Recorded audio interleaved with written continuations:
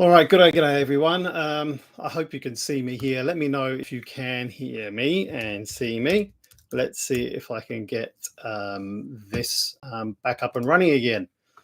All right, hopefully we will see people here very soon. All right.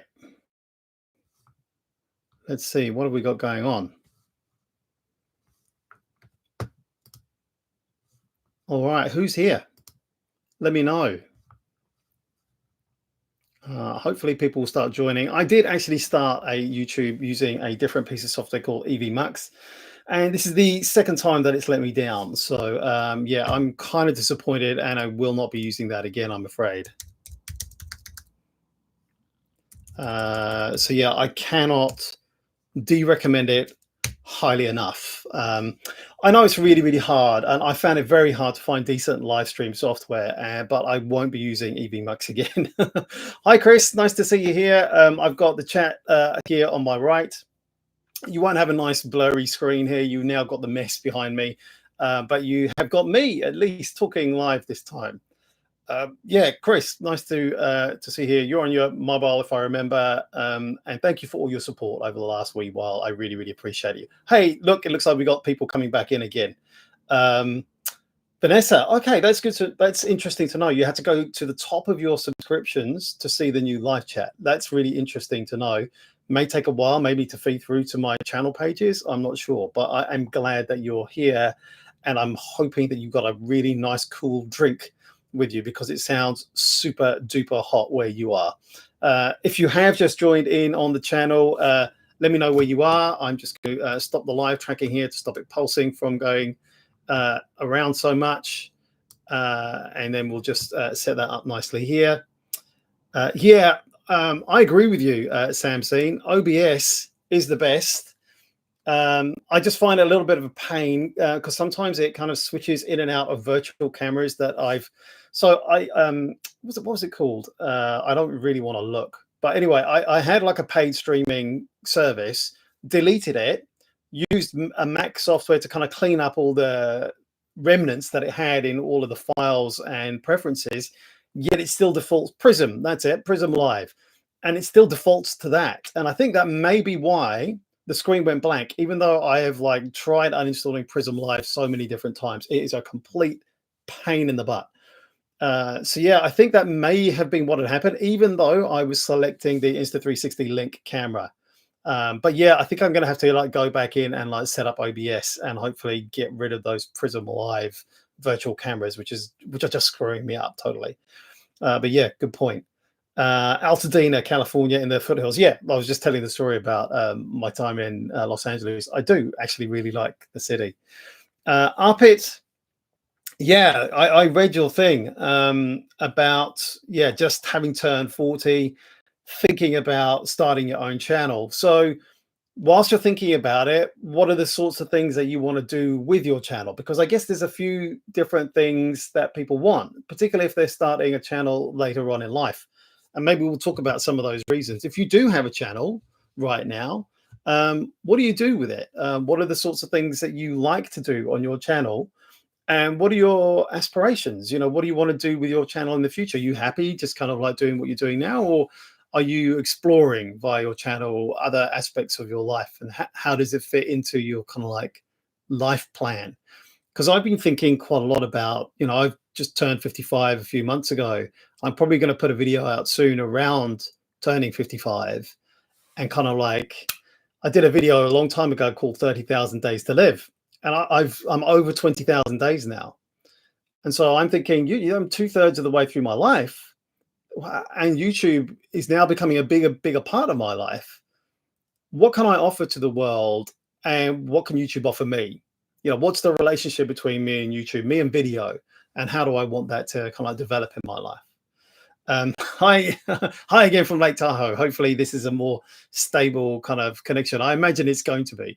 But yeah, thanks for coming back in again. Vanessa, hot week in Texas. Parents lost power for a while due to the power grid being overloaded. We're even getting that here in New Zealand as well, but that's awful. I hope they weren't dependent upon particular power things that they needed in their lives, and their health is okay, and that sort of stuff. Thankfully, the power is back on. AC is a life and death necessity here in Texas. Yeah, I was speaking to one of my Japanese colleagues when I was in Japan this time last year, and it was super duper hot there, and it's even hotter there this year. And he was saying that they're still trying to get to the bottom of how many people who are older age people living alone who weren't switching on their air conditioning because they were scared of the power bills. Because power prices have gone up a lot in Japan since they kind of turned off the nuclear reactors after Fukushima. And now they're bringing them back online. And part of the reason is because the cost has been driven so high, people were dying in their apartments alone because they were scared to turn on the air conditioning because it was so hot, because they were scared of the power prices. And that's just terrible. That's just a terrible situation all around. So yeah, I agree with you. Air conditioning, unfortunately, has turned into this kind of like lifeline for a lot of people now living in many areas of the world that can afford to have it. But I also read this really interesting thing about how air conditioning is kind of like homogenizing and making kind of like our spaces like shopping malls and things like that and offices all look the same because they're kind of optimized for air conditioning. So it's taken that kind of like joy of being in kind of like unique places. Everything kind of looks the same, and it's largely driven by having air conditioning units working well. So that's a really interesting byproduct of our overdependence now on air conditioning, but also the tragic side of like what happens if you can't afford air conditioning. Really interesting. Back to YouTube. Yeah, power costs are up everywhere, Chris. Yeah, they are. Terrible here. We're having now companies in the last few weeks shutting down and moving out of New Zealand because the power prices are spiking so high. The way that we now have power set up here is that we have always been quite dependent on things like geothermal energy.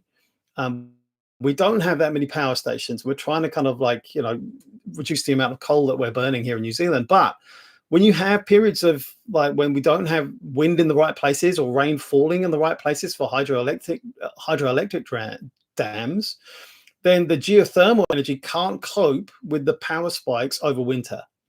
And we've got more people living in more concentrated areas, and we've got kind of electric vehicles now coming online as well. Not so many, but that's going to increase. So yeah, you've got not just power costs going up, you've got power generation being limited. And we can't just keep kind of, generating power the old ways. We have to find new ways, but some of those new ways, we're finding difficulties with those, which is why battery is really, really important. Anyway, that's an aside. Chris, you have a channel, had it for years, still enjoy the interaction with others is the best part. I agree with you. The more that I do YouTube, the bigger that I grow. And that's satisfying, let's face it, the vanity metric of subscribers is fantastic. It's great. It gives me a warm feeling. But the real value is the chats and having their interaction with people and discovering what it is that they found useful about that video, or what it is that it sparked in them and they want to have a little bit of a chat about. And the really cool thing is when people are chatting nicely and without venom or trolling with each other about something, and I'm not even involved, and I might get involved a little bit later on, or I'm in and out because of time zones and things. But it's the interaction which is fantastic. And I really, really enjoyed live streams as well, when I've come online and we've had really good interactions. And sometimes it's not even about the original topic that we started with, but it is a really, really lovely way to connect with people in the modern world, particularly people who aren't necessarily close to me geographically, but are all over the world. I love that. And the more I do YouTube, the more important the community side of YouTube has become to me. And that, I think, is underestimated. I think particularly for people who are over 40, they think, this is a young person's game. This is all about the money. There's no room for me. But I think that's wrong on so many different counts. But I think that's really wrong from that community point of view, that community angle. If you're putting out videos about your interests and what interests you, YouTube is so big and there are so many people around that is going to map on to other people's interests. You know, it's not going to be a perfect fit with everyone. Of course it's not. Otherwise you'd just be talking to your own clone. But there are going to be people out there who are going to gravitate towards you. And the YouTube algorithm, although not perfect, is quite good at serving it up to people who have maybe watched videos like yours in the past. The way it works is that YouTube kind of like serves it out to those people who have watched your videos before, who have enjoyed your videos before. And then if they like it, then they look at, okay, who are the people like them that also might enjoy this video? And so it kind of grows in this kind of like network effect. And that can take a little bit of time for any one particular video. But then as your catalog of videos starts to increase, then you can get like a network effect of all of those videos being served out. Now, at a certain point, YouTube will go, hey, it's not worth us serving this out to many people because, hey, it doesn't look like it's being enjoyed by many people. And that's the same for kind of like everyone. That's what you kind of like just got to deal with. But I would also urge you to kind of like think about the mix of types of videos that you're doing, whether it's too broad or whether it's narrow enough so that people and YouTube can understand that this is what you're about for now.